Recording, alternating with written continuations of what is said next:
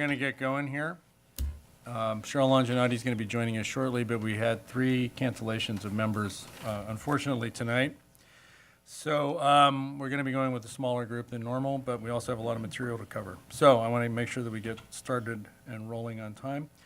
If I don't see the Pledge of Allegiance on here. Jeez. That would be at the discretion of the chair. Oh. I removed the Pledge of Allegiance, but it's certainly up to We you. always do the Pledge of Allegiance. Okay. Okay. I pledge allegiance to the flag of the United States of America and to the republic for which it stands, one nation, under God, indivisible, with liberty and justice for all. Okay, thank you. And this is the Thursday, February 15th meeting of the Bicycle Pedestrian Advisory Committee. First item on the agenda, we have open time for the public to speak about non-agenda items. So if it's on the agenda, we're going to talk about it eventually tonight, but if you have something that's not on the agenda, now's the time to do it. I see Mr. Robinson has something. I will ask you to try and limit your comments to 3 minutes, if possible. And also, if you choose to speak on something tonight, if you could please give your name and where you live. We are, by the way, on video for the first time ever, so this way we get your name for the record so that we can put it in the minutes. Thank you, Mr. Chairman, members of the committee. Jim Robinson, Ash Avenue, Corte Madera. Something we have discussed as a committee, and something I've sort of discussed ad nauseum in the past, is about sidewalks. And I had mentioned that years ago we were going to have this on the agenda. Oh no, batteries? Oh. Sounds like it's working. There you go. Years ago, we discussed having this item on the agenda. I just wanted to update the committee to advise you, as I've learned more recently myself, that the city of San Rafael has, in October of 2017, adopted a new program for a sidewalk repair sharing program with residents, and it's on a 50-50 basis. It provides up to $1,000 max for sidewalk repairs. It also is a program where the city is actually going out and soliciting RFPs so that there can be some cost savings as a result of doing this on a more global basis. I don't know how much money has been provided for this program, but in the program that was identified online, they mentioned that you can tree work will also be included and be fully reimbursed by the city up to a maximum amount of $2,700. There's also some possibility for curb and gutter replacement as well. But again, this is a 50% program, maximum $1,000 for sidewalk repairs. This has been done by a number of other communities. It's not unique to the city of San Rafael, but since we have an adjoining neighbor that started this program, they're now going to be accepting applications starting in March of this year, and this would be only for new projects, not for previous sidewalk repairs. But I think that anything we can do to provide incentive to property owners who are responsible for their sidewalks to make necessary repairs rather than going after them on a code enforcement basis, which is sometimes timely and awkward, this provides an incentive for some of those that have an interest in making those repairs. And I would encourage the committee to possibly consider looking at this program and maybe considering some sort of recommendation to our own town council. Thank you, Mr. Robinson. Thank you. And to be clear, we're not allowed to address anything that comes up in open time, but we can certainly get this for a future agenda. So thank you. Anyone else for open time? Okay, then moving on. Introduction of new Public Works Director, Peter Brown. I'd like to welcome Peter, who I have already had the good fortune of being in a number of meetings with in his short time here. We're really excited to have him. He's the new Director of Public Works, replacing Dave Bracken, who many of you may or may not know retired in December. Just a couple of highlights about Peter's background. He was actually born in Marin County.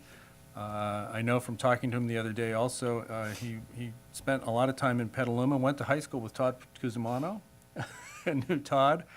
But most recently joins us after a long career in public works. He just spent 4 years in Santa Barbara Public Works, which if you've been down there, you know they have an excellent pedestrian and bicycle program down there. He's been at several other cities, both here and throughout California. One of the other things I learned by speaking, we had lunch the other day, is that he helped create a bicycle master plan in Santa Barbara that recently won an award for being the best one in the state. So we are fortunate to have him here, and looking forward to working on him on all the various projects we have. So Peter, welcome. Thank you for coming. Thank you, Chair Ravazio. Okay, discussion items. We are going to shift the agenda a bit.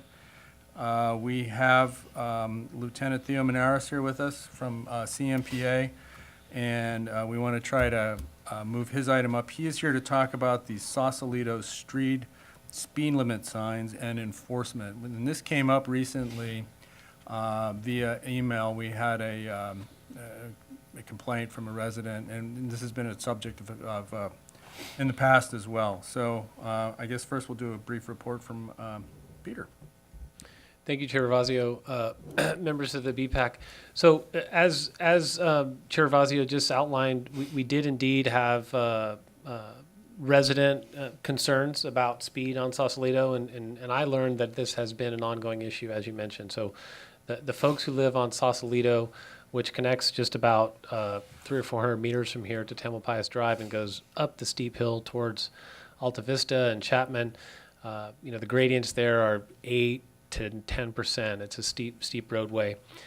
The lower half is residential on both sides of the street, and as you head up the hill, the right side ends up being a pretty steep canyon down with no residential up to Buena Vista, up to Buena Vista, and there's a stop controlled intersection there. So I went out at the request of one of the neighbors and just met with them in the morning, 8 o'clock. We stood on the curb.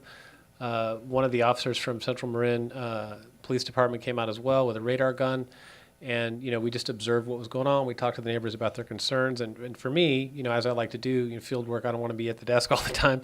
I want to see what's happening in the field. So I got about a half an hour out there in conversations with the locals, and my advice to them was, let's start with determining what the speeds are. So we ran a 4-day speed survey.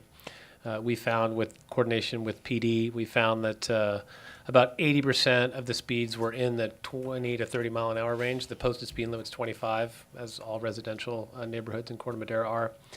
So we didn't get the feeling that speeds were excessive, but you could, on the narrow roadway without a sidewalk, and you're standing on the edge and a car comes by at 30 miles an hour, it feels fast for sure. So what we had done is we've asked PD to do a little enforcement effort out there, and that happened today. I think at least 9 citations were issued. None of those citations exceeded 34 miles an hour. We only ticketed for folks going over 30. Even that is that 5-mile buffer is, and I'll let Lieutenant Menares talk a little bit more about that. It's pretty narrow. I mean, that's pretty stringent to say you're 5 miles over, you're getting a ticket. But at the same time, we don't want to let the neighborhood believe that it's okay to speed, especially when so many neighbors are concerned. So the next steps are a community meeting. If one comes forward, I think the community, the neighbors I talk to, are interested in discussing it further. I have committed to putting up a radar sign and a new posted 25 mile an hour that's visible and solar generated so that it tracks your speed. You've seen them around town. This would be a permanent sign there. And we're continuing to work with PD on enforcement issues there. The PD is spread really thin. It's not like they can be out there enforcing all the time. But I think that we do have a cooperative team. And I'll turn it over to Lieutenant Menares now for a few more items on the patrol that took place today, as well as what I believe are other enforcement efforts around town in the near term. Thank you. Thank you. Welcome, Lieutenant Menares. Pleasure to have you. Thank you very much, Chair Ravazio. We got out there this morning on Sausalito Street about 7 o'clock in the morning. Unfortunately for us, we had our first violation within about 2 to 3 minutes. Our perfect idea enforcement operation would be when we go out there and we have 0 violations, which is everyone traveling the speed limit. We were out there until approximately 2 o'clock this afternoon. During that time, 9 citations. Unfortunately, we didn't cite anybody from out of town. They were all residents of the nearby community. We do try and do some education in this. Usually 5 miles an hour is a pretty stringent area to start targeting and writing tickets. However, with this issue here, and it is a very steep downhill slope and not being a sidewalk, we did feel it was prudent to do. We are going to follow this up with, next week, we'll actually be out there on Monday with a portable radar trailer. We'll be projecting the speeds as well. I should mention that on Wednesday, we actually had our radar trailer out there as well. And today we had the motorcycle officer. On Monday, we'll have a radar trailer out there as well. And on Tuesday, we will have a motorcycle officer out there as well, time permitting, calls permitting. And hopefully we'll be able to report back with no violations. One thing we do encourage folks that we stop and other folks that come out is to let their neighbors know, let people know. Unfortunately, a majority of the people that we do stop in residential areas are, in fact, residents of our community, and we do try and educate them not to be doing that. On a separate matter, we will be doing speed operations, we'll be doing enforcement operations, approximately 6 a year. Our first one for this year is scheduled for February 26th. It's going to be a speed enforcement. It will be in all 3 of our jurisdictions. I don't have the specific time, but it would be safe to assume between 7 a.m. and probably 3 to 4 p.m. We will have all of our motorcycles out in force at different areas within our jurisdictions, monitoring speeds and doing strict enforcement. We will be putting out a press release giving the information of where we'll be doing that. While all the locations have not been determined yet, our ideal enforcement operation would be when we get 0 citations. Thank you. I'll make sure to put that on my calendar. Any questions? Small question, any bicyclists cited? No, there were no bicyclists coming down the street today. Uphill versus downhill, what did you find in terms of citations? Everything was coming downhill. Yeah. Because downhill you have some momentum coming. Uphill you're starting basically from either making a right or a left turn, but everything was going downhill. And separate from Sausalito, do you have any pedestrian crosswalk sting planned for this year? We will definitely have a pedestrian crosswalk enforcement operation. We're not going to start it off with our first one. Wanted to try and get a little bit further in the year. I can tell you we're also going to jump on the campaigns that will go out with the state, such as Click It or Ticket, distracted driving the cell phone. But we definitely will have a pedestrian enforcement operation at some time during the year. Are the pedestrian enforcement operations grant dependent, or are they something you could plan to do every year? We would love to have a grant. Don't get me wrong. We have put in for an OTS grant. Last year we were not selected for it. Our hope is this year we will be selected for it, but our enforcement operations, our 6 that we will do a year, are not tied to a grant. And then on Sausalito, my understanding is there is a concrete pillar or block that accepts the radar signs. I'm just never been clear to me who owns the signs, whether it's the town owns the signs or CMPA owns the signs. We do have portable signs that are on trailers. Yeah, no, this is the one that actually mounts on a pole, and I think it can be moved around to different places. There is a sign that I believe we share, and we have moved it from location to location. Okay, I believe the permanent sign that the Public Works is going to be putting up would be owned by the town. okay. Thank you. Okay, thank you. Are there any comments from the public regarding Sausalito Street? Okay, thank you so much. All right, have a good evening. Just the only additional comment I would make, Peter, is that there, I think, has been an increase in the visibility of these radar signs. At least it seems to me. Some jurisdictions that I've seen have larger and brighter, and they sort of display your your speed and then start a real strong flash when you've exceeded the speed. And I think that those are attention grabbing as contrasted with the one that's at the bottom of Tamalpais now, which is small, and also on what is it, near the CHP? Paradise. Well, not to Paradise, San San Clemente. Clemente. Both of those are undersized, not very bright, and don't tend to catch your attention. So when you're shopping, see if you can get a real bright one, a large one. Understood. Chair Vazzi, the last thing I'll say about this is I did get suggestions from some neighbors about other things to do. Why don't you put in a stop sign at Oakdale? Why don't you do one-way streets? You know, I evaluated multiple options, including those two, and I think for the time being, my recommendation is going to be continue with community outreach, really try to get the neighbors on board. I think that an appropriately sized and positioned speed limit sign and radar is the best way to go, along with enforcement. And for those who don't know as many acronyms as Lieutenant Maneras, the Office of Traffic Safety is OTS. That's a granting agency that often we can seek money from for enforcement and other traffic safety programs. Okay. Thank you, and thank you, Lieutenant Maneras and Peter, because I think we just got the first email about this 2 weeks ago, and the response has been terrific, so thank you very much. Really appreciate that. Thank you both. Okay, then we will move on. So we went through that. So now we are to discussion items, and the first one is the Tamil Vista Complete Streets Project. Peter. Thank you, Chair Razio. So what I'd like to do on the next couple of items is just kind of talk about where these projects are. I believe they are coming back to life from prior iterations and thoughts. And David Prezy, who is one of our prized traffic engineer consultants that does a lot of work in Marin and actually around different parts of California, is here in the audience as well. And his team drew up a look at Tamil Vista between Pfeiffer and Madera actually a couple years ago, and I'm just going over those now just for illustrative purposes to show us the project limits and what we're thinking about doing.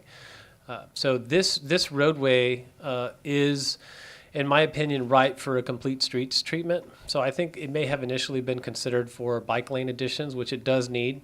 But I believe that similar to the success we had out here on Tamalpais Drive, that Tamil Vista between Pfeiffer and Madera is a perfect location to really consider at what we should do for multimodal improvements. So the schematics do show some things that we think are appropriate in terms of looking at both Class 2 and Class 3 bike pathways near Pfeiffer.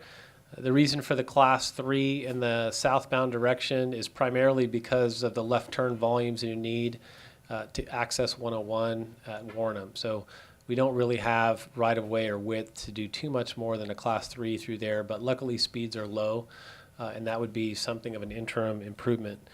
If we move down to the lower section of this particular page, here's Pfeiffer here, and then we're moving in the southbound direction. Here's that heavy left turn that many of you are familiar with that queues up, large volume capacity here to hold that left turn for when the light changes. Another thing that we'll be working on is this transition here from the Class 1. I've ridden it a few times. It's not very easy to transition in the southbound direction. It's even more difficult in the northbound direction. Like, when do you make your move? How do you get on here?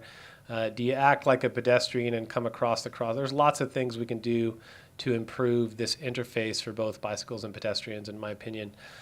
The DMV is shown here.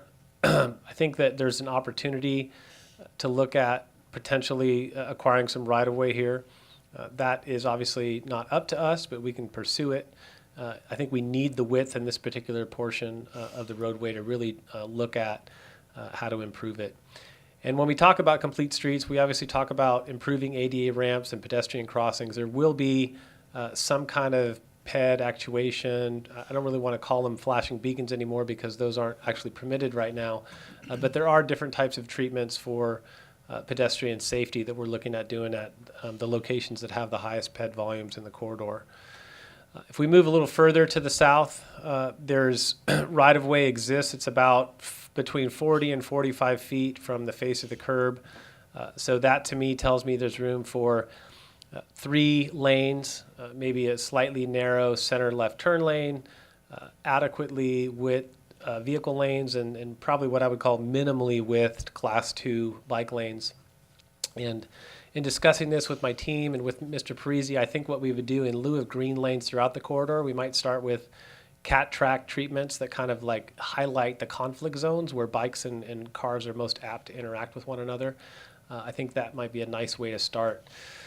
And interestingly, I just thought I'd throw it out here that this particular intersection, Madera and Tamil Vista, is fairly high volume in the sense that a lot of folks are coming off the freeway here. We have what amounts to a 4-way intersection, but with some complicated movements and a decent amount of right-of-way.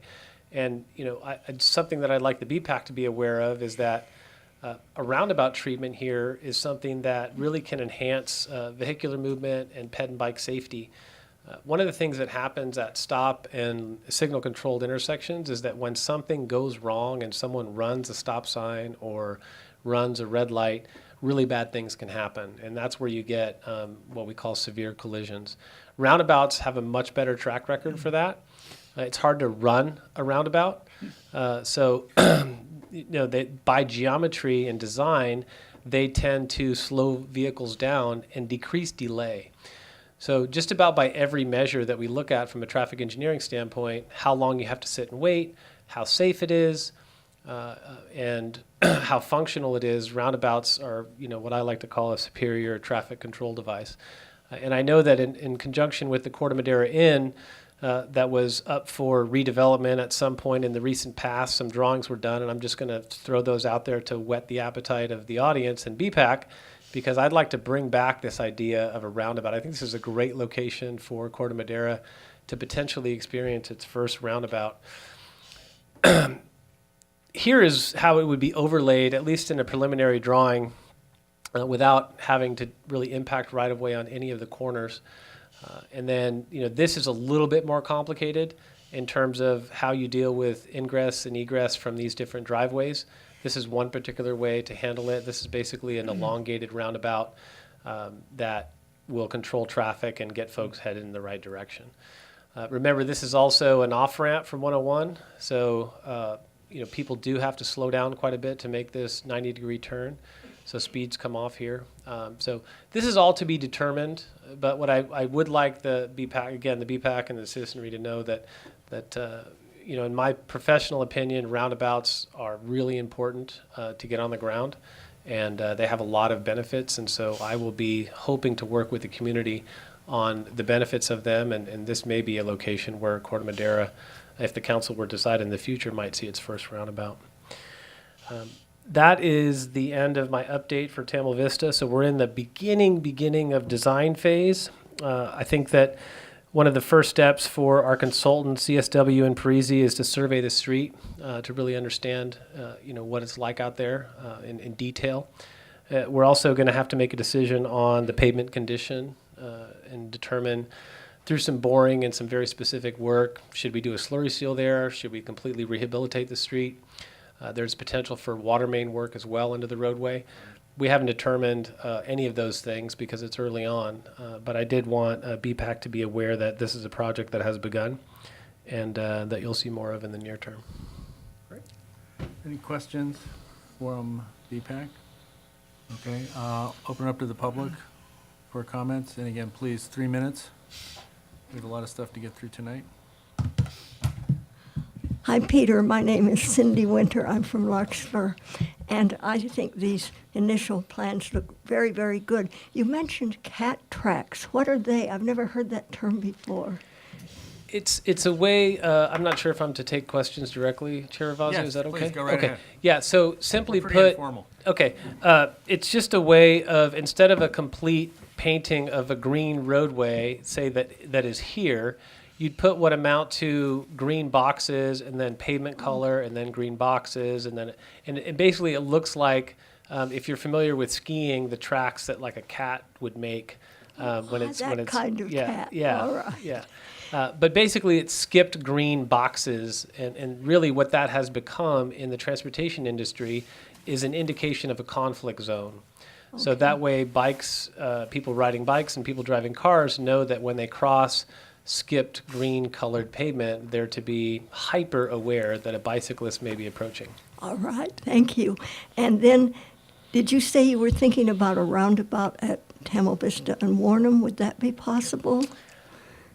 That is a more difficult location, and I can explain that perhaps at another time. But I think this particular location, in terms of how much right-of-way, so the width between the corners of the curbs at the location of Madera and Tamil Vista is sufficient to put a roundabout in.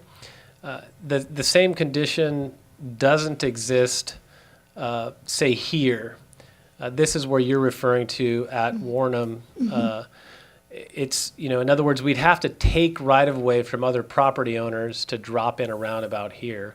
And we probably have volumes that are so high that we might even need to do a 2-lane roundabout, which makes it even bigger. So I like what you're thinking about, but maybe not just yet. And here's my last thought. I've always liked those squiggly roundabout in front of the Corte Madera Inn. They add interest to the street, and it occurred to me just now that street lanes are really boring. They're just straight. And if you can put some little curves in and features that drivers have to attend to, that would slow them down. That's true. Using geometry to predict speed is a really good idea. Thank you. Hi, Pat Ravazio, 427 Oakdale. Just a comment on this piece. The hotel is continuing to look at some new design concepts, as I've been told. And one of the things they're doing is eliminating the restaurant entirely. I understand that that's still a given, that they really don't want to put a restaurant in there, which means that all the people staying at that hotel, or many of them, will be wanting to walk across to the great food court at the town center. So I think pedestrian passageway, and you know how people are. There's no way they're going to walk all the way over to the roundabout and come down. They're going to be looking to cross right here, and it's a dangerous pedestrian crossing. I've done it many times, because even though those cars coming off the highway should be slowing down, they don't. So I really think somewhere right there in that main, headed right to Il Fornaio, you're going to need to find a way to get pedestrians across that road if they don't put a restaurant in that hotel. Thank you. Anyone else?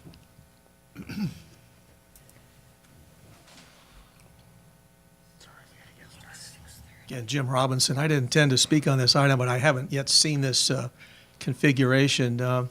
I think it's an area that certainly is in need of some improvement. I guess my initial question is, as was mentioned by Mrs. Ravazio, I don't know what the ultimate configuration will be of the hotel there, or the restaurant, or what the impact will be of the new furniture store that's coming from San Rafael to the town of Corte Madera, if that's still a reality. I'm familiar with roundabouts. I lived in the United Kingdom for a couple of years. It took me about a year to figure out how to get into one and out of one, but I suspect that our new town engineer is looking seriously at that and understands the benefits of that. I don't know what the traffic volumes are, whether they warrant that. I know that I drive through there at least 3 or 4 times a day. Generally speaking, it works well. We have had some problems with people not knowing how to stop at a 4-way stop, but we've had Central and police there a couple of times, which have helped encourage people to stop and recognize they need to be aware of the traffic in that area. There is a crosswalk at that location. I think it is safe there. It's certainly not safe to cross a street where there is no designed crosswalk. So I would be a little bit skeptical about putting something between the freeway and Tamil Vista relative to a new sidewalk in that area. Those are my comments. Thank you. Thank you. Anyone else? Okay, then we'll bring it back to the BPAC for some brief comments as we're in the early stages of this. Anyone? Mark? David? So, we've talked about roundabouts many times before over the years at the BPAC, and this committee member is a huge fan, having used them up in Bend, Oregon quite a bit, and in Truckee, Davis. So that makes me very pleased to see that you're considering that. What's still not clear to me is to what extent the town has developed or is going to be developing development agreements, changing the way that it approaches, for example, the hotel or the Scandinavian designs going in, so that they're paying their fair share or mitigating traffic issues by making more than the nominal contributions that we saw with something like Wind Cup or even Marin Country Day. I mean, we dream up what we'd like to see, but then it's never quite clear to me if the town is doing everything that it can do to make sure that the developers are paying their fair share. Okay, thank you. I have Cheryl? a comment. Currently, there's only one street light in the intersection there of Tamla Vista and Madera and Council Crest, and it's on the southwest corner. And if you're on the northeast corner, you're in the dark, and that's where people are coming off the freeway and making a right turn, and they generally don't look. So I don't know how we can finagle a street light there, because I know that's expensive, but that would be desirable. Okay. I just have one quick question, something you mentioned. You said flashing beacons are no longer legal? What was that about? Because didn't we just put a bunch of those in? We did. We just put a bunch of them in, and they're all illegal right now. That's not true. So the Federal Highway Administration has recently rescinded their authorization through what's called the Manual of Uniform Traffic Control Devices, the METCD manual, because of a patent issue with the rectangular rapid flashing beacons. So that particular very popular tool is not really authorized to go in if you're beginning a project from day one. If you're already in the design phase or moving forward, most jurisdictions are feeling like they can put those in and finish them. There are alternatives to the RRFB that work nearly as well. I'm not too worried about it. I think that the Great. patent issue will be resolved. We don't need to. Yeah. And then just a couple other things from what BPAC member McPherson was talking about. I'm working with our planning director, Adam Wolf, and Fair and Peers on updating our traffic impact fee program. So that's something that we've just initiated. And I agree with you. I think that our regulations that I think were last updated in 1984 in terms of amounts that folks should be contributing for development need updating. And so that's underway. And just final thing, I mean, even not in the United Kingdom, in Petaluma, they have roundabouts. And you don't have to go all the way to the United Kingdom. Petaluma. And they seem to be working. They from seem my to be experience. working. People somehow know how to work them. So, yeah. Okay. Thank you. Moving on to Tamalpais Drive and US 101 overcrossing improvements. Peter, I know you had a brief update, and Pat Ravazio also has a brief update as well. Do you want to start, or how do you want I'm happy to defer to Pat to begin this item. to? Okay. You probably know more than I do. Thank you, Chair Ravazio. I don't have a full update, but I did get some good news. And just to bring anyone up to date who's not familiar with this project, this sort of began because there were some really qualified volunteers in our community, architects from Skidmore, Owings, and Merrill, including Craig Hartman, who is the head designer of the new Treasure Island project. And he has volunteered his time and efforts to come up with a solution to the Tamalpais overcrossing problem. And at last we left it, the Caltrans was going back to begin their study. They've made it an official project, and we're looking at whether or not the Tamalpais overcrossing was sufficient to work with as it is, or whether they were going to have to tear it down and start all over again.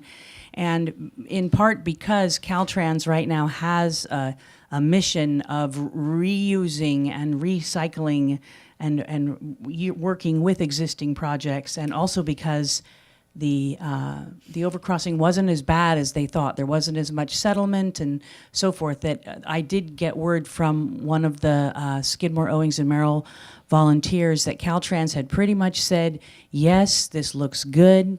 The overcrossing is sufficient to work with. We can put this 15-foot cantilevered bicycle, pedestrian, and wildlife overcrossing adjacent to the roadway. And what I would love for the BPAC, so that's my update, and that's about as much detail as I have. But what I see coming up here, and this sort of plays into what David was saying about getting something out of the businesses that do so well here, and especially when they're developing new things, is one of the other things that Caltrans is really pushing is for public-private partnerships. You may have even heard this in Trump's thing about the budget, that they want more private investment into public amenities. And with these two shopping centers right here, I don't know that I've ever seen businesses that have more naturally vested in pedestrian and bicycle improvements. And as a matter of fact, both malls have indicated that they love the idea and they would like to pursue it further. In addition to that, part of Skidmore, Owings, and Merrill's initial proposal was to do, if I go off mic here for a minute, was to do what they called the Corte Madera loop. And it was actually going to have a smaller, less significant, more Netherlands style, if you will, kind of straight shot across from, this is where the new Restoration Hardware will be, and this is where it opens up. There's this view that goes straight over to Mount Tam. So if you were to start a rise here and go up over and then land here, there's this really nice wide right-of-way.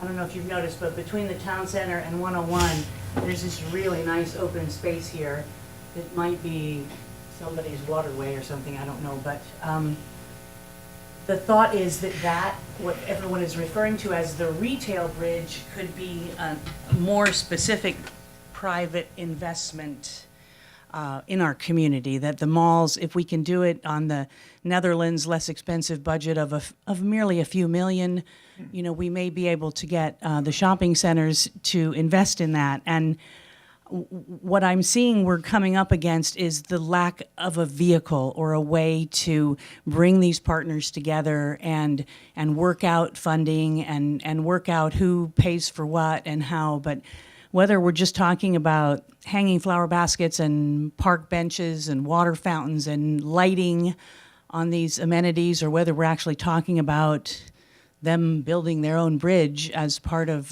their own enhancement projects, we need vehicles to do that. And I don't know how to do it.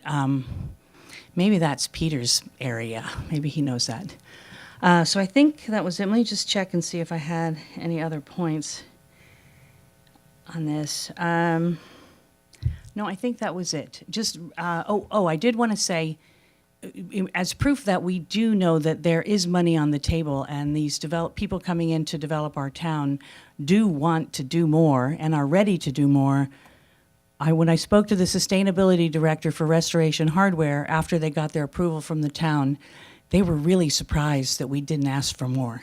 They thought for sure they were going to have to put on solar panels or some kind of cool, energy savings thing, and we didn't ask for it.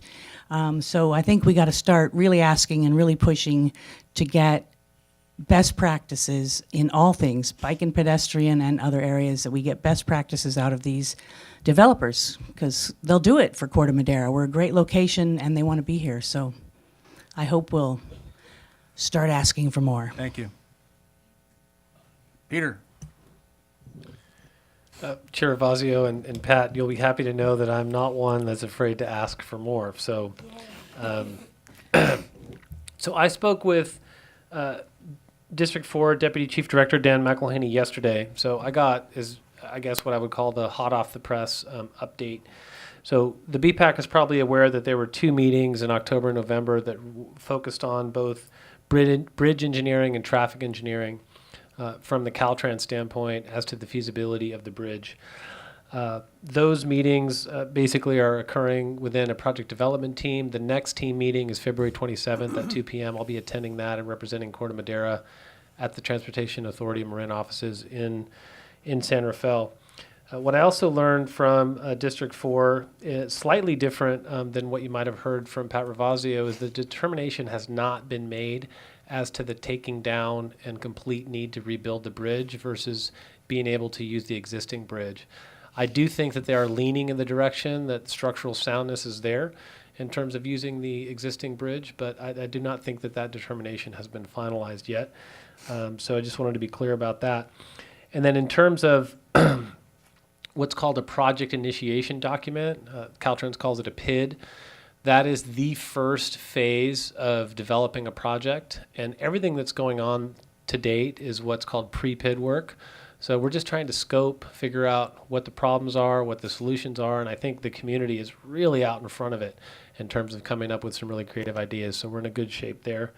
And then the last thing I learned from Mr. McElhaney is that a combination of funds would likely be used for this. There's no single funding source, whether it be ADA or what's called the SHOP program, the State Highway Operations Protection Program, or local money from the Transportation Authority Marin, or from Corte Madera sales tax measure if it happens to be renewed by voters this June.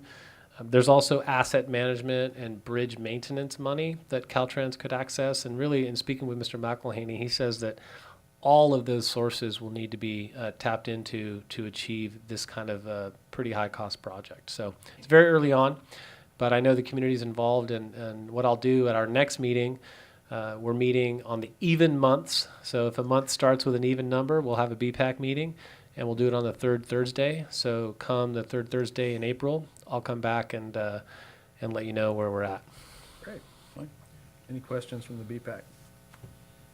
Any comments from public on this? No?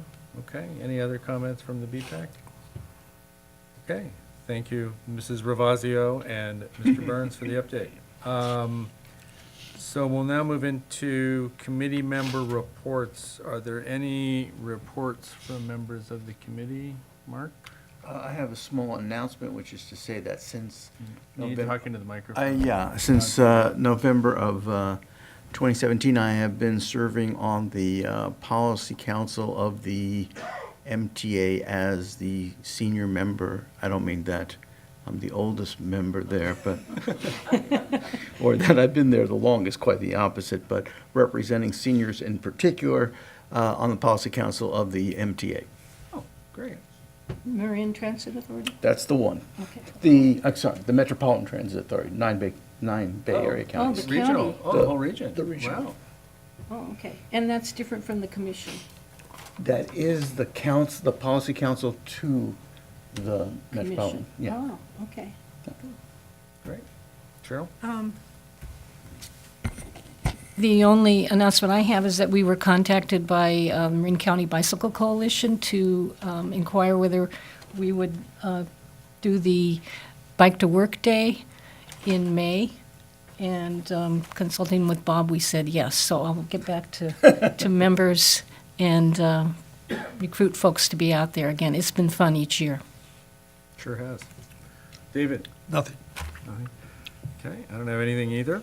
So we'll move on to project updates. Number one, Paradise Drive. First one is Paradise Drive at Prince Royal Passage pedestrian crossing improvements. Thank you, Chair Ravazio. I have a couple of slides just to show you what's going on out there. This project went out to bid a couple weeks ago, and I noticed that Mr. Topper is in the audience. I had a few conversations with him. I think he lives in the neighborhood, and he's rightly concerned about the price tag. This is over a $200,000 projected pedestrian enhancement. So that's kind of the most money that I know of that the town has spent on one of these. But there is quite a bit of condition changes out there in terms of lighting, the pedestrian bulb outs, decreasing the crossing distance there. There's also some drainage work that's going to go into it. Continental crosswalks around. I don't expect you to read too much of the engineering plans, but it'll look more like this when we get further along. And there's, I think some of the larger cost items are installing new lighting. I know you all mentioned lighting at the last item. I think lighting is something that I'll be considering at all the intersections from a safety standpoint. I just wanted to get folks up to speed on the BPAC that this is out to bid, and we've had a couple of folks come and pick up the package. So we know there's people interested, so we're hoping to be able to evaluate those bids when they come in a few weeks. I'll keep going down the Paradise line. I don't have a slide for the next item, which is the sidewalk widening from San Clemente to Seawolf. But what I did do is, through some field work, the grant money that we got from the Transportation Authority for that project defined it as a Class 1 pathway and kind of a safe routes to school improvement. Unfortunately, in terms of the most recent assessment, it doesn't appear that we have the right-of-way we need to really work within the amount of money we received for that. And so what I'm going to do is look to work with my staff and the Transportation Authority in Marin to kind of redefine the scope of that. There is a need for a wider sidewalk through that section. And so I think that, absent taking any private property slices that are on the corridor or cutting into the median that is out there, there's a concrete raised curb median out there. Those are options to really fulfill the Class 1, but in my particular assessment of it, it would be really expensive for what amounts to a pretty short improvement. So if we redefine the scope to a widened sidewalk, a much more safe and attractive sidewalk and safe route to school, we can still do the improvement and kind of save costs on right-of-way acquisition. The other thing that we're looking to do is to do some signage and routing for cyclists to perhaps go off of this section of Paradise Drive and onto Echo, maybe through a Class 3 connection back out to the San Clemente section of the Class 1 pathway out there. And it kind of routes them around this corner for the through bicycle traffic that's looking to get towards San Clemente and Paradise, out towards Tamalpais. So that project is just, as I mentioned, it's undergoing what I would call a redefinition of scope. And then the last thing, before I take some questions on what's happening at Paradise, is we've begun work on the multi-use path gap closure from westward to up, and away, which I think is a very clever name and spelling for a town. I've not seen that before. But up, and away out there by I've always wondered how to pronounce that. Yeah, that's how I'm pronouncing it. So we've begun trying to assess what needs to happen out there. And I know, again, that's another project that's long been considered a Class 1 pathway extension because a Class 1 path kind of ends near westward. And there really is a strong need to continue that. We do run into right-of-way constraints as we get out towards the Montessori school and the Marin day school. So I think there's some options that I want to look at for a buffered Class 2 near the intersection of westward. Just because of the right-of-way constraints and the ditch and the drop-off there. I think, again, I think being creative and flexible will be really important and still looking for the protection for cyclists. But at the same time, if we were to just punch a Class 1 through there, we could run into all kinds of issues with the Army Corps and permitting and drainage that could drive the cost of the project up. So we're in the beginning phases of assessing how we're going to close that gap. So that's the activity on Paradise Drive. And I'm happy to take any questions. Okay, that's a lot. Go ahead, David, you want to start? Looks like you're good. So for the better part of a decade, we've been working on, in the two BPACs, we've been really pushing for a Class 1 that would be from Montessori all the way to where it meets up at the Bay Trail at San Clemente. So my initial reaction to redefining the scope is I'm concerned about that. One thing that's been discussed, I think David Parisi may have looked into it a little bit, and we've talked about utilizing, I don't even know what the correct term for this is. In Mill Valley, they have, they had tidal problems. So what they did was they built piers and a wooden plank for pedestrians and bicycles in a pretty wide, 15 to 20 foot wide Class 1. And that strikes me as something that we really could look at to bridge the drainage ditch that goes from Marin Country Day School back to westward. Or no, I guess it would be up, yeah. We always used to call it up a panda. But it was, the kids at Marin Country Day came up with that, up and away. Anyway, it concerns me that you're considering reducing the width of the multi-use path in that I think the bay side of Corte Madera deserves a way to get from Marin Montessori all the way to San Clemente in as much as possible a grade-separated path for pedestrians and bicycles, even if it's going to be pushing some cost constraints. I think it would be worth it because it's going to be there forever. And particularly, we've looked at a lot the question of from San Clemente to Seawolf, where the path goes back and forth. And I don't believe the town has yet undertaken an actual survey. So it's always seems to me, with looking at it without the benefit of a survey, that we might find that some of the private property owners have actually pushed into the town's right-of-way.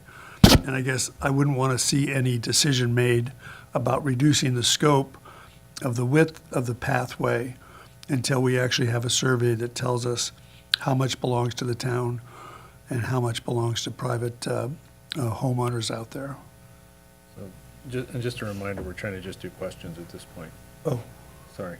okay. I won't have anything to say when it'll be Okay. comment time. That's okay.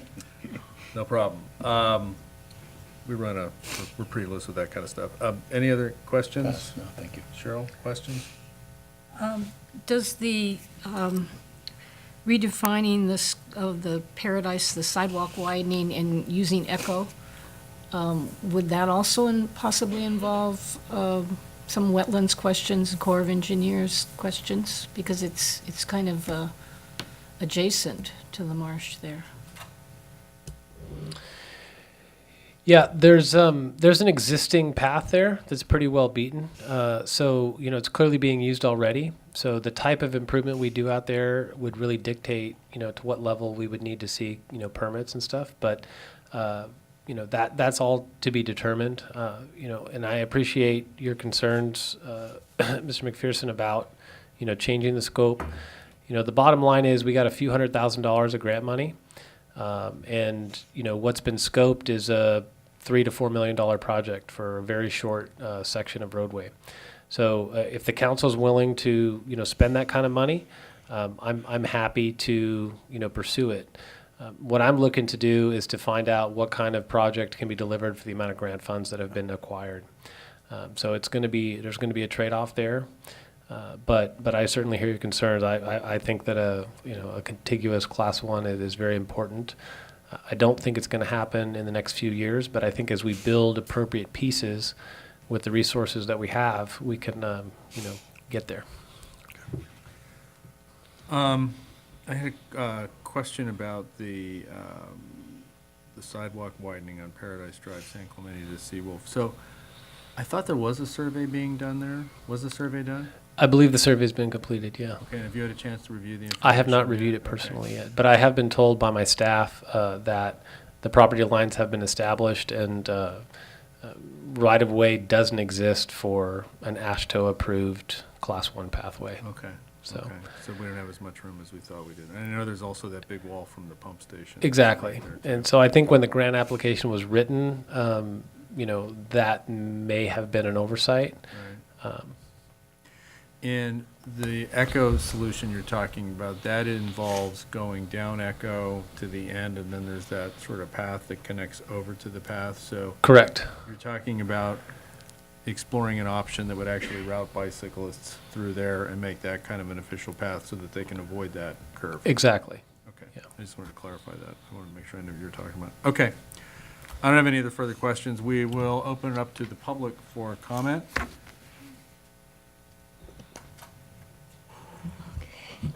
Cindy Winter.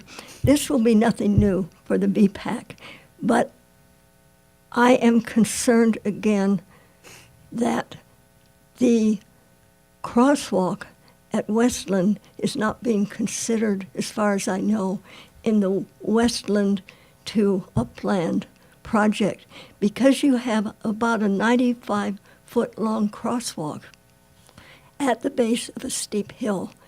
And there's nothing there. There's no median refuge island. There's no perch in a pinch, so to speak, for kids who are standing at the end of the present MUP. And they're thinking, oh, good, there's the bike path on the other side. We'll go for it. And people might forget that this is a very dangerous area. So I have correspondence with David Parisi, and I don't know whether DPW has received that, but I will give you this copy and you can decide what to do. Thank you. Thank you.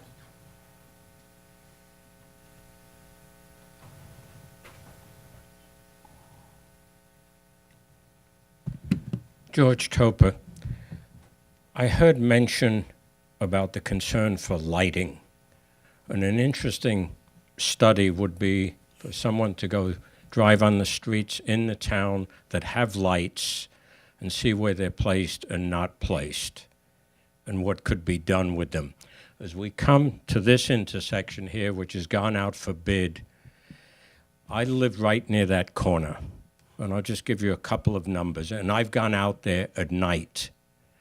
There are street lights on two corners there, on the northwest and on the southeast. Okay? It is 65 feet from curb to curb across Prince Royal and Paradise going east to west.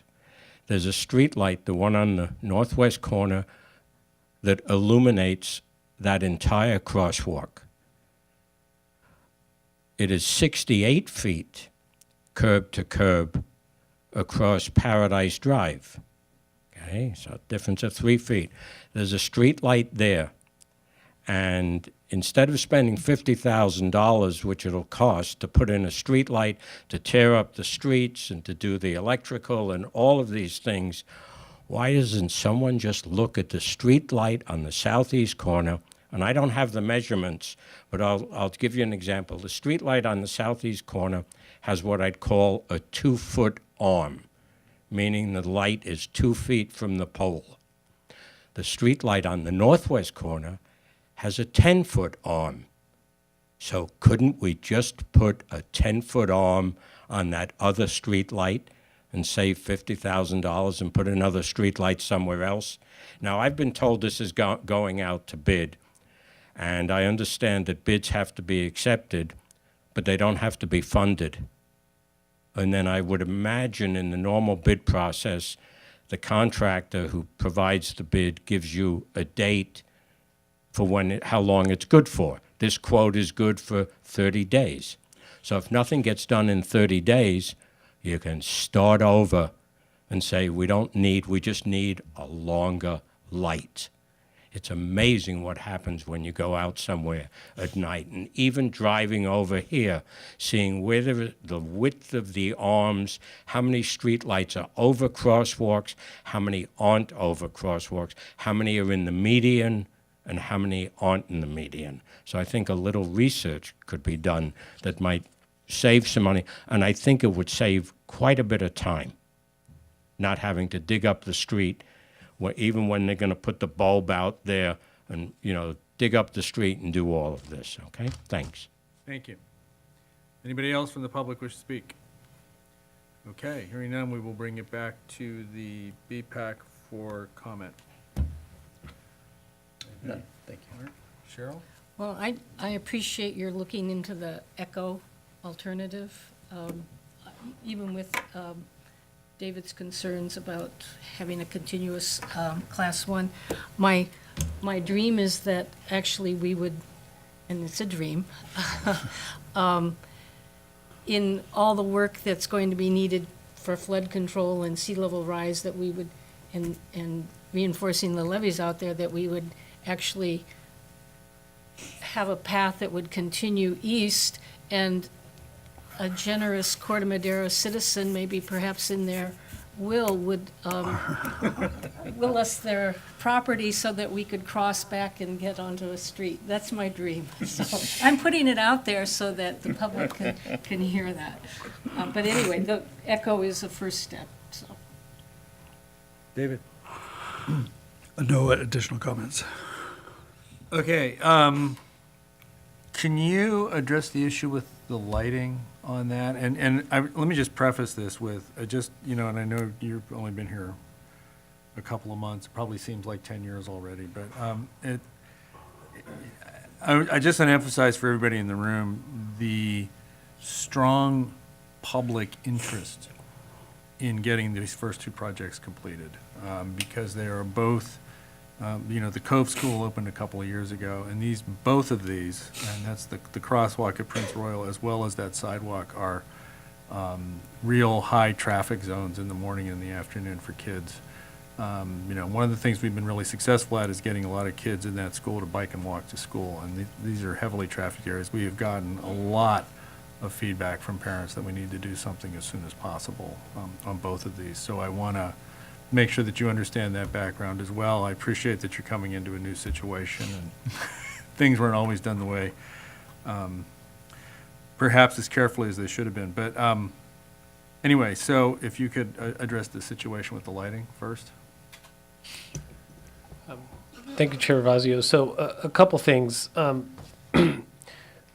This project at Prince Royal Passage in Paradise was designed before I got on board, and the plans have been approved as they are. So and because, as Mr. Topper said, there are some potential ways to cut costs here, but I'm not sure that allowing reasonable bids to lapse is a great strategy in this particular case.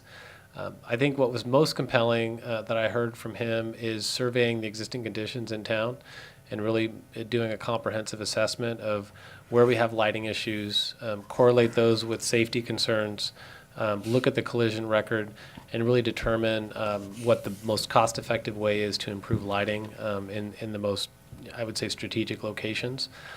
We don't typically retrofit mast arms on lights. Most of the retrofit that we're doing is changing to LED. So most towns are looking to come up with a light head that uses less energy, lights the road better, and lights the sky less. And so those are typically, when we go to modern technology, a lot of times it's easier to put in, maybe slightly more expensive, but in the long term, better to put in, a light that was designed in 2018 as opposed to 76. So we look to do that in those locations. Those are my comments on the lighting. Okay. And then on the sidewalk widening, if you had to project a time frame for when we could see an improvement, whether it be the Echo solution or the current solution with just working with a class 2 on that sidewalk, is that possible at this point, or? Yeah, I think that, for the average user, redefining the scope really doesn't mean that much. It's more, I think, from an engineering standpoint, if we redefine the scope to a widened sidewalk and, we repave it and we build it for that section and it's, 11 feet wide, kids are going to want to use it. Kids can ride their bikes on there. The real connection for safe routes to school will exist. What I can't do is call it a class 1 pathway. Because in all practical purposes, I have to meet certain standards for recovery on each side of the pathway, and those particular standards will be difficult to meet. But from a practical user standpoint, I'm not too concerned with the redefining of the scope. I think we'll still be closing the gap. It's more of a technicality for us in terms of what we call the project. Okay. So is that something that can happen in the next 6 months? Well, And I'm not going to hold you to it. I'm just Sure. trying to get, as I said, we get a lot of. Absolutely. This is one of the two areas we get a ton of yeah. interest in. I will get back to you on that. I don't know the answer. I do know that, we're slightly short-handed right now, and we do happen to have a lot of projects coming forward. They're going to go to construction in this spring and summer. And I don't honestly know where this one is in terms of it being queued up. But I think when I work with TAM, the Transportation Authority Marin, and I redefine the scope with the existing budget, this is something that we could put out to bid this year. So it's not a long ways off, but I do have to go through that kind of administrative process to get approval from the funding agency Right. to make a modification of the project first. Right. Okay, thank you. Sanford at Casa Buena traffic congestion relief improvements. Complete design of phase 1, seek phase 2 for northbound Sanford. So project update here. Staff has given our consultant some direction on how to do some interim improvements in terms of mostly what amounts to paint, along with a pedestrian enhancement, a bulb out here. This is where Sanford comes into Casa Buena. It's a bit confusing for all users pretty much any time of day. Here's Tamalpais up here. So this is a standard four-way intersection with an odd fourth leg. So I think that, the ultimate solution, and the reason why I'm looking at two phases, is because this is something that'll be relatively low cost, save this bulb out and, kind of decreasing the pedestrian crossing here. That's probably the most expensive thing that we'll do. But if we look at going to stop control here and we lose this kind of confusion, is it my turn to go? Should I be yielding? Is that car going to turn left in front of me? There's a lot of misunderstanding for people who use this intersection all the time, every day. They don't really know what's going to happen here. And so I think something like this paint schematic, this is again preliminary. We've given comments back. Public Works staff has given comments back to try to improve these. I think also enhancing the bike connection here. This is another place for one of those green cat tracks to let drivers know that the bike lane is ending here, but there still will be bicycle traffic that's coming forward. I think making a green pocket here would be important for visibility and really channelizing the traffic here. I was here today and there was a car that came and wanted to make a left, but just kind of trickled to about right here, blocked any right turn movements for the whole cycle. And that particular problem would go away with a paint improvement and drivers that said, okay, if I really want to go straight or left, I'm going to get into this channelized area. So this is a near-term improvement, again, low cost and paint. Longer-term improvement is really addressing circulation throughout this whole Meadow Suite, Cano, Casa Buena area. And you'll see here that from a purely traffic engineering standpoint, eliminating this movement is probably the best way to eliminate the confusion. So this particular proposal, again, preliminary, to be evaluated and not to happen in 2018. The paint we can do this year. But this proposes that if you're coming on to Sanford from Tamalpais and you're heading south, you'll be allowed to make that movement and go right or left on Meadow Suite. So that's fine. If you're coming from this neighborhood anywhere and you want to go out to Tamalpais, well, you can roll the dice and come up here to Lakeside and see if you get a break in the traffic and, try to get across Lakeside. But most people who are here are going to take what amounts to about a 10 to 15 second extra drive to come around and to queue up on Casa Buena. And when they do that, this whole confusing movement is gone. We can work on the signal timing to make sure that we're flushing out traffic here and giving the appropriate amount of time to folks on Casa Buena. So the queues, there's not enough volumes out here that anyone would get anything other than what we call level of service A. So when it's your turn and the light turns, you'll get through if you're on Casa Buena. And I do think that these intersections at Meadow Suite and Cano, it's a yield control here. People come down the hill and make this fast kind of left turn. That could use some improvement. I think we meet stop warrants here at Cano. So what I've done, and I'm going to show some photos of this here in a minute, is I've already gone out and red curbed this area because the sight lines were really poor. So I had my maintenance staff come out and really improve the sight lines so that when you do come up on Cano and you're driving there now, you're not trying to see around the corner or a truck or a parked car to see if you can actually make your left turn. But I'll conclude by saying that this is a system, and it all needs to be considered in tandem with one another. I've heard proposals for one-way streets in a circle here. I don't think that that's going to help the situation. I think that maintaining two-way traffic will be important here, so folks can go either direction on Meadow Suite and trucks can go either direction on Casa Buena. But again, near term, let's do some paint improvements and see how that goes. We can also test this, blocking this northbound movement with a barricade for a day and see how it works. Does it really improve things? Does it eliminate confusion? Are people angry that they had to drive an extra 20 seconds around the block? I don't know.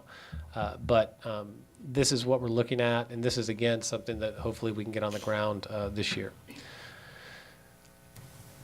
Okay.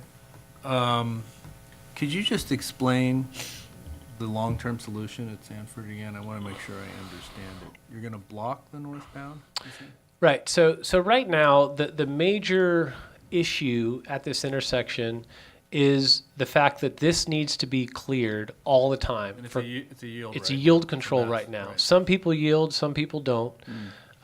When this light is red and cars are making right turns here, and even when it's green and cars are coming through, there's a lot of confusion as to what really needs to happen and who has the right of way. The other right of way confusion is when you're coming up Casa Buena and you're like, well, I'm in the road, it's my turn to go, and then someone's just charging up because they see the green light and they want to go.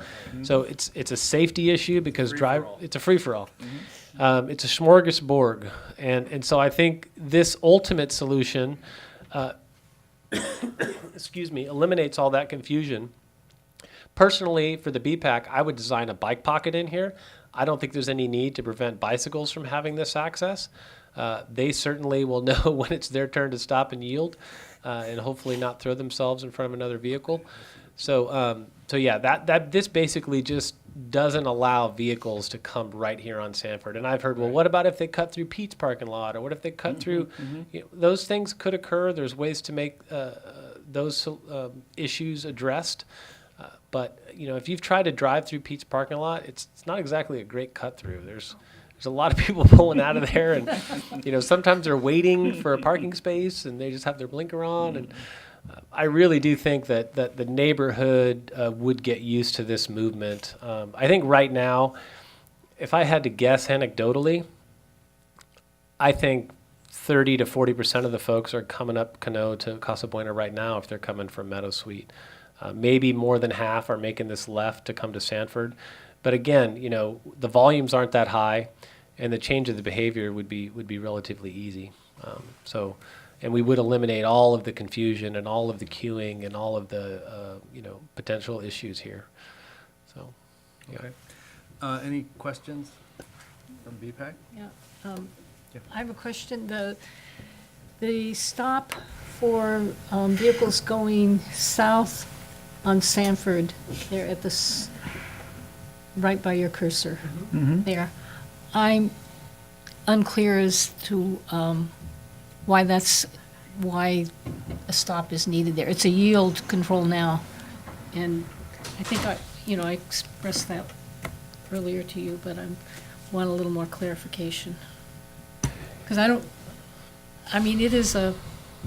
it's a yield control, and so you have to watch out there, but I'm not sure we need a stop. Understood. I'm not sure we need to stop either. I think most people in California treat stops like yields anyway. I'm not sure that actual behavior would change, but I do think this is what's been drawn up, and really, and I think Chair Ravazio saw this in some of the emails I sent to some of the residents. We have to actually do an analysis. It's called stop warrant analysis to determine if we have volumes, speeds, and conditions that warrant a stop sign there. So, it may go that way. I think that's to be determined. But I don't think it would do too much other than maybe open folks who are doing California stops to the occasional ticket. Dave, any questions? No questions. Okay, then we'll open it up to the public. I know we have some of the local residents here who want to speak about this. Again, if you can try to keep it to 3 minutes, we'd appreciate it. And please state your name. Thanks. Patty Stolier, Casa Buena, and I just wanted to kind of follow up and reiterate what Cheryl brought up about the stop. I think the problem mostly is that people don't recognize that there's a yield because their eyeballs are on Tamalpais. And so that's why I had asked Peter before if there's such a thing as a flashing yield so that their attention could be drawn to it, like the giant no right turn that we have on Warnham. You can't miss that. So I wondered if there's a way to enhance the visibility of the yield so that they recognize there's a yield. It's counterintuitive because you feel like you're supposed to be the one who's got the right of way and the Casa Buena people aren't. And I wondered about that too. Has that ever been considered to flip it and make Casa Buena yield? But when I talked to my neighbors, they said, don't bring that up in public.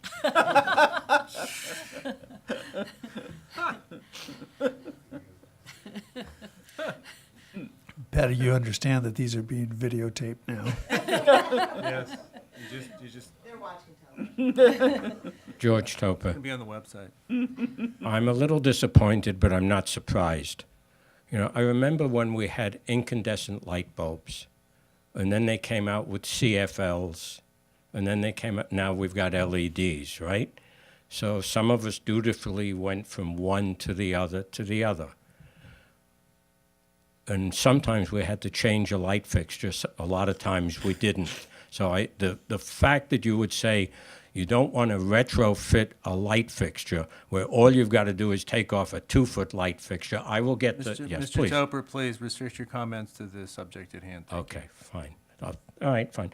So in this project here, I would suggest that the design work be for one project, not a stopgap measure.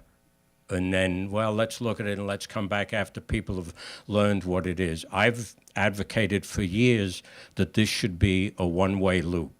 Meadow Suite to Canal to Casa Buena. Then if you had a backup waiting to turn onto Sanford, you could stack it on Casa Buena. You could put bike lanes on both places. You'd have room to do that. You have people who cut through Pete's, but there are 5 other driveways that you can cut through from Meadow Suite to Casa Buena, which should be included. I think it would also be good when this is done for someone to go there like on a Wednesday afternoon when you have the kids reading at the library and see the traffic that comes out there. But you would have a better situation because the delay turning off Tamalpais is to get onto Casa Buena, making that left, a lot of it.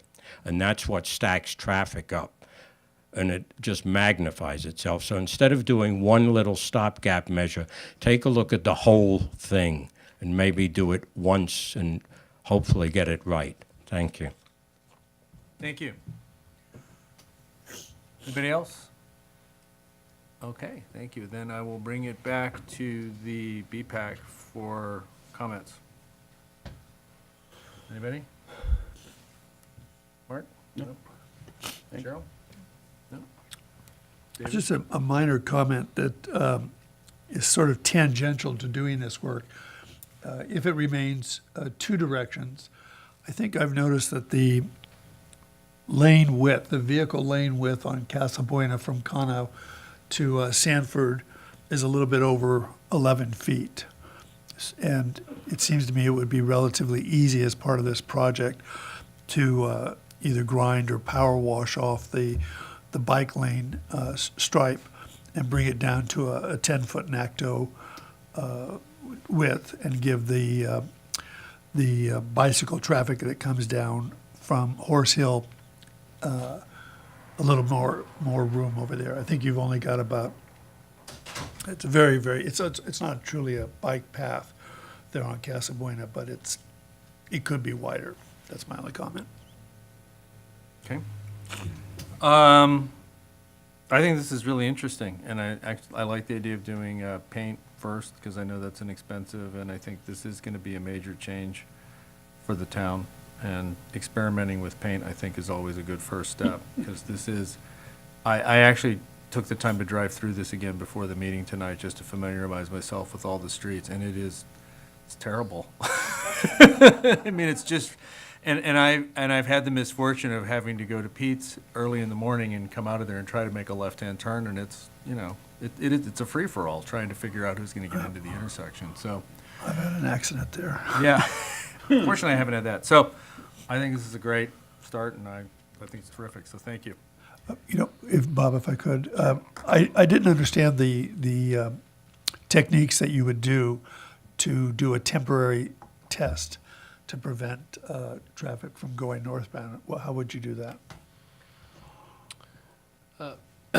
Committee Member McPherson, I think what I was referring to is, in this condition, all I would do is put up a barricade, and I would probably even do it when I was painting the roadway.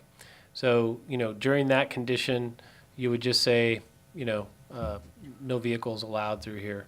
And then, you're basically, and we could even spend a couple hours and get out there with some counters and find out, are people cutting through Pete's? Are they cutting through any of the other driveways? Are they going around the block? It wouldn't take very long to figure out how people are dealing with that particular condition. But you would leave it barricaded for 10 days to watch it? I wouldn't. I would only do it for a couple of days. Okay. Yeah. Okay. Thank you. Then we will move on to item number 3, pedestrian ramp improvements at Mohawk and Neil Cummins School. I'm assuming you're filling in for Kelly Crow. I thought Kelly Crow would be here today, but he couldn't make it, and so I am filling in for him. So what Kelly informed me is that these improvements are currently being designed, so they're in the design phase in coordination with the 2017-18 pavement rehabilitation project. We expect at Public Works Engineering to receive the geometric layout actually by the end of the week for our review, and we anticipate construction to occur in the fall. So this crossing here is to receive, kind of some tapered lines for pedestrian bulb outs here, kind of narrowing down the crossing distance there, and getting these ramps up to current ADA standards. So I just wanted to show you all that intersection, and that's all I have on this item. Okay. Questions? Just timeline would only be the important thing if it can be done before school reopens in September or end of August. That'd be That's the great. goal, yeah. I know it's been a goal of Jim's for a long time. Is that I don't know how many times you brought up that intersection. It must make you happy to see that queued up for work. Any other questions? Comments from the public? Yes, Mr. Robinson.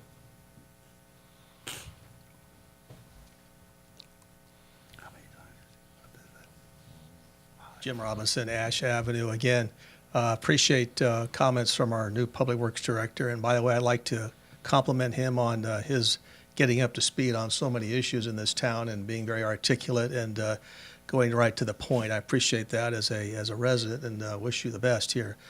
This is a project that I've been harping on for 7 years now. We've had literally signs, flashing signs there, reminiscent of, I said many, many times before, of film noir movies. People, including our former mayor, Jorgensen, that lives adjoining this. And this is the only entrance to the school that does not have an ADA-compliant sidewalk. There's one at Hickory, and there's one at Pixley. And for the life of me, I can't figure out why we didn't put one there. And I hope that this will solve the problem. There was an incident involving a person using a stroller that had an accident at that location almost 7 years ago. So this has been a long-standing issue for me, and I have no kids at Neil Cummins School. I drive by there every day, and I see the conflicts there. I guess one question I would make, as my wife tells me, there's no such thing as constructive criticism, but my wife and I were actually walking down Tamalpais the other day, and we ran into the chair of this committee that advised me this meeting was being here tonight, so you can blame him for my presence here tonight. But I noticed, do we call them pedestrian bulbs where we stand when we're going to cross the street there? I would just, for my 2 cents, and I'm by no means an expert on the subject, but I know there's a great debate amongst brushed concrete versus exposed aggregate. And I noticed years ago we used to have at the entrance of City Hall here a pathway that was exposed aggregate. And have any of you ever had that in the sidewalk or in your driveway? Over time, as water penetrates it, as it gets worn down, it becomes very, very, very slippery when wet. We had a UPS delivery man that was coming up to City Hall one day, slipped on it. Our risk manager advised us that we should remove it, so we did. I don't know that this will be a similar problem on Tamalpais because we have those sort of, I consider them sort of artistic little things of part of that curb there that I don't know if people are going to stand on it, but they could walk on it. And I'd be concerned that if it is a slipping hazard in the minds of our new Public Works Director, I would consider using some other material other than that exposed aggregate if they're going to be similar to the ones on Tamalpais, because those have proven to be very slippery and also a tripping hazard. Thank you, and again, welcome to the town of Corte Madera. Appreciate your Thank time you. here. Any other comments? Mr. Robinson, by the way, is a former town manager here. Well, what takes a town manager 7 years may only take me 7 months to complete. But thanks to his legwork. He knows what he's talking about when he talks about exposed aggregate.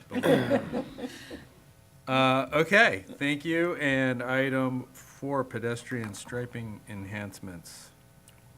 Canal, Casa Buena, Pixley, Redwood. Thank you, Chair Ravazio. Last 2 items for the night before we get to go home. Again, I just wanted to come back and invite everyone to come out to this intersection because this is work that the Public Works maintenance staff completed. We call it intersection daylighting. And basically, when I came out here, I was a bit dumbfounded that cars were allowed to park right up to this particular location. These 3 cars, as you see in the aerial, are parked right here. This is another yield control intersection, which may someday go away, and we may come up with a different intersection control. But basically what this amounts to, as vehicles come down Cano and they want to primarily make a left, but they may want to take a right as well, it's very difficult to see in both directions if there's a car coming at a decent speed. So this is not by any means what I would consider standard or safe design. So if you go out there now, you'll notice bright red curb here. I took away a couple parking spaces. These 3 parking spaces are gone, as are these 2. And you know, this is a trade-off for the community and the folks that work in this neighborhood, but there are plenty of on-street parking spaces here. And I know now when I either drive or ride my bike through here, I feel like I can come up to Casa Buena and really get a good sight line in either direction. So I think simply, again, with low-cost paint, we've improved this intersection. This particular intersection, which is, again, you know, about 100 meters from here, this is Pixley and Redwood. There is not very good sight lines here. The angles are askew. And so I'm going to do in-house design in order to red curb. There's like this is an aerial that shows like a storage or some kind of dumpster bin here. But cars are allowed to park right up to here where there's a fire hydrant. So in my mind, the red curb that is here should be extended to this side of the street. And the purpose for that is if there's anybody crossing here, you want them to be well seen long in advance by anyone driving in either direction. So the same thing will occur here. I think that red curbing these corners will improve the sight line. And I'd like to thank the Safe Routes to School committee for bringing this to my attention. I didn't know about this intersection, but they told me about it at our meeting a couple weeks ago, and they requested that I take a look at it. The other things I'll be doing is adding a stop bar here. It'll come out slightly at an angle, and then it'll come across to here. I think we'll repaint all of the yellow crosswalk here. And then I also think it's appropriate to add a double yellow line, at least between this manhole cover and the center of the roadway here, because I've noticed left-turning cars, because of this skew angle, they'll come right through here and they'll cut the corner. And so I think that while it won't ensure complete compliance, at least beginning the double yellow line and letting folks know that we really want them to come around the corner before they make their left. Again, paid improvements, this is all being done in-house, and the public should see it on the road here in the next month or 2. Thank you. Questions? Comments from the public? Yes, Cindy. I have one question. Sorry, Can give we us your go name. back to Give the us your former name. slide, please? We Thank need you. your name, Cindy? Up at Cindy Winter from Larkspur. Up at the top of the screen, I see an enticing vertical path. Where does that go? And if you are enticed by it, how do you get there? Because pedestrians will always take the shortest route between 2 points, and it looks like there's a nice route there. And so what can be done about it? Cindy, I believe that this is a access path for the bus stop that is down here. It's not so much of a pedestrian crossing. The cars are going, they're accelerating to get on the freeway here. This is the southbound 101 on-ramp. There's no real ped crossing here. So I'm not saying that nobody ever uses it or doesn't cross there, but it's certainly not anything that I would look to enhance because we don't want to encourage people walking across the on-ramp there. Not good. Okay. Comments from the committee? No? Okay. No, I have one. Oh, sorry, go ahead. So, for the 6 years that my daughter was going to Neil Cummins and then over to the Cove, I was the Safe Routes to School representative, and we would also travel every morning on our tandem down Redwood to Bixley there. So I'd just encourage you to also scope it early in the morning, between 7:40 and 8:10. My experience is that there's approximately 70 to 100 pedestrians and bicyclists coming down Redwood. And one idea that I always thought might be explored is to have parking on only one side of Pixley to facilitate the traffic that's coming from down the hill and into Neil Cummins. And you'd get a better idea. The only time you can really see that is early in the morning. Okay. Thank you. I don't have anything else on those two items. I'll move on to approving the minutes of the September 20th. Wow, that was a Can long I- time ago. Yes, I I'm ask sorry, a did you have a question? comment? I'm sorry, yes. Well, I missed a you, sorry. comment. I agree with David in terms of the importance of Redwood here, and it's also a route that's parallel to Tamalpais. And even with the improvements that the town has made in the last year on Tamalpais with bike lanes and so on, there are a lot of people that still won't use it, and this would be a nice way for people to get east-west across this section of town. On another note, can I just ask a question? It's actually relevant to the traffic impact fees, I guess, that when the Tam Ridge project, and you may not be familiar with this, so you may not be able to answer this question, but when the Tam Ridge project was approved, the developer promised the town, I believe it was $500,000. $250,000. $250,000. It's sitting in an account they haven't spent it yet. Okay, and That I'm aware of. was told by Jean Severinghouse, who has been working with the Safe Routes to Schools Task Force, that there's concern about the intersection at Warnham and Redwood, particularly cars on Warnham going southbound on Redwood and making that right turn there, and that there's a need for upgrade to the signal and perhaps a big no turn on red sign or something, pedestrian activated sign that would alert drivers. So perhaps that account could be used for that purpose, I don't know. And there's also concern about that development, I think that in the Nellen project, that the path on the south side of Warnham be retained as the main east-west route there.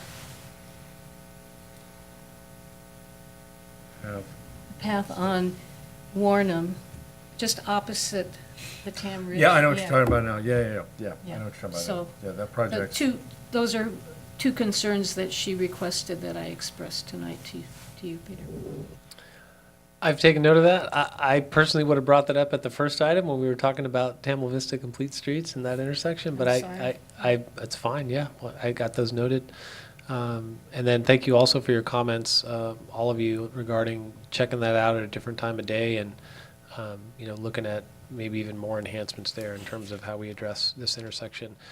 Chair Ravazio, before you go on to approval of the minutes, I did want to briefly discuss the Redwood Highway Multi-Use Pathway. It's the final item. I know we have a busy agenda. Yes. But if the commission, if the committee is ready, We've begun to assess, here's Warnham that we were just talking about. Of course, we were talking about the other end of it. If you were to use your imagination and you would go under the freeway here on Warnham, there's the pathway that is on the south side of the roadway that goes towards Tam Ridge and the DMV.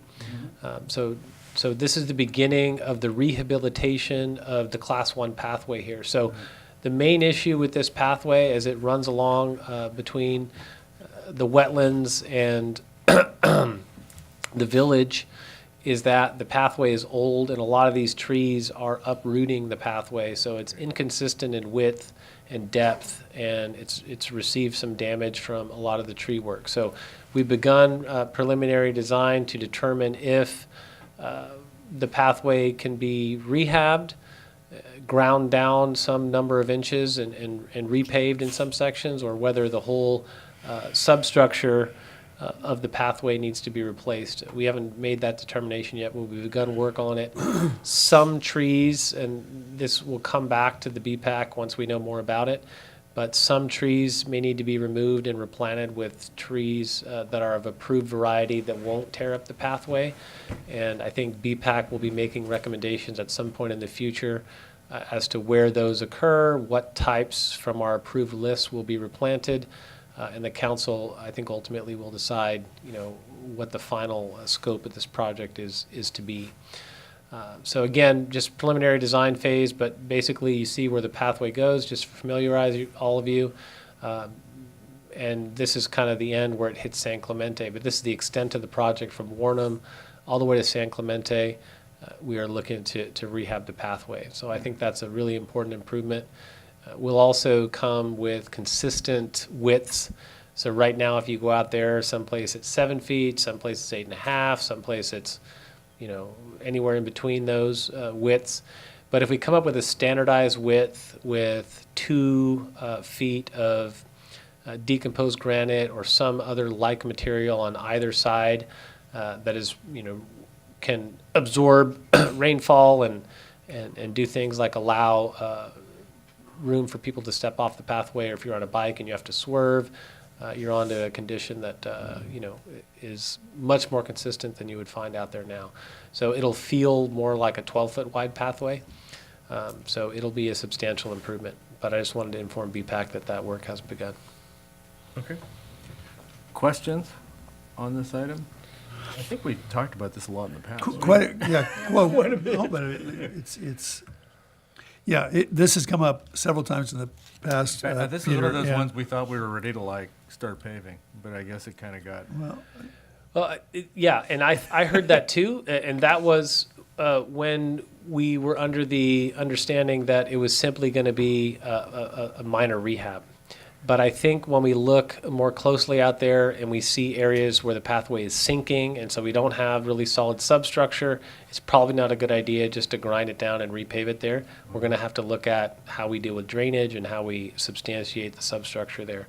So, as is the case with a lot of the public works projects, first glance doesn't usually tell you the whole story. But because we're in that initial phase of assessment, I just wanted to let you all know that we're making that determination as to how deep we need to go and how much reconstructive work we need to do on the pathway. When I first heard about it, Chair Ravazio, it was simply going to be like a slurry seal type, Right. grind down and redo it. But I don't know that that's going to work throughout the whole corridor. And then we had a grant to cover that. We do have a grant to cover most of this. We may have to tap into some city matching funds if it gets more expensive. Okay. I'm sorry, David. No, it's music to my ears. I have more comments than Right. questions. Okay. A member of the public speak about this? No? Okay, bring it back to the BPAC. David? So one of the things that we had pushed for was an evaluation by an arborist to determine particularly the older trees across from the village to determine what their useful life is left, because of course they're one of the main reasons that we're getting the cracking and the lifting. So I don't know if you've seen an arborist report, but I believe that Nisha said that she had retained an arborist to go out and look at that. And that might give you some additional cover for any decisions that you have to make to remove trees. Committee Member McPherson, the arborist has not been hired yet, but that is one of the steps in a preliminary design. So that's something that will occur. And so, yeah, we're not, we'll get a professional assessment of that. Okay. Thank you. Then we will move on to item 6. I think we can approve the minutes. John, I can't make that motion because I Oh, wasn't you weren't here, so we actually, I'm okay, so sorry. you know what, we're gonna table, then we only got 3, so we're gonna table that to the next Yeah. meeting. We know what the next meeting is. Yes, we can, yes, yeah, you know what, let's take 1 minute or a couple minutes, and we'll go through the committee members. Any suggestions? Cheryl already made one for future agenda items. Go ahead, David. I met with Cheryl. Cheryl and I met a week ago to just talk about additional agenda items for our next meeting. And I think what I wanted to say preliminarily is this is more aspirational rather than a line item, but we would like to see in the town recognize that this is a BPAC and emphasize the P for 2018, 2019, and do more community outreach with respect to pedestrian facilities that need improvement. And along with Mr. Robinson, I'm a huge fan of coming up with a cost-sharing, public-private sharing for making sidewalk repairs, getting a survey completed of the town's sidewalks, and then coming up with a cost-sharing arrangement. And so that's more aspirational. I would like, I don't know exactly what we would call it in terms of an agenda item, but I'd like to revisit the next meeting the survey that was undertaken by the Accessibility Advisory Committee. It's my understanding that there was a survey done of the town's sidewalks. And so I'd like to study that myself. I'd like Public Works to be able to make some comments on that and undertake a concept of how as a town, we can rehabilitate the sidewalks, assess where the needs are, and then maybe invite someone from San Rafael to come and talk about what they did to arrive at a program where there's a 50% cost-sharing arrangement, what that entailed, and just make sure that the town knows that the pedestrian side of this committee is concerned, aware, and intends to do as much as we can over the next few years. Okay. And then the only other agenda item I think I wanted to discuss, and this may be just simply for the town council, I think that the BPAC remains, has a sunset date. I don't think it's been made a standing committee yet. And I think that that's just something that should be done at the town council level, is to make sure that we don't have to, reauthorize it for 2 years every so often. Okay. Future agenda items? In the more, You're talking to the mic. oh, I'm sorry, yeah, in the more future but near term, the subject of electric bikes, probably we ought to start to think about, because I'm told that some of these vehicles can go as fast as 28 miles an hour. Oh, yeah. That being the case, its status as a what actually interests me largely on the basis of public safety more than anything else. So just as an agenda item, Yeah. I think there is law on it, and it would be worthy to discuss that. Yeah. To what extent the various classes of electric bikes Yes. can utilize Yes. Class 1 bike paths. Yes. Enforcement is a big problem. I frankly have, but anyway, we could put that on as an agenda item if it's important enough. And invite somebody from the Yes. New Wheel to come and talk about And, that. and there may educate us. be, if I may, some additional state legislation, maybe, on the matter, certainly having to do with helmets and a couple other, small items like that, yeah. Anything else? Okay.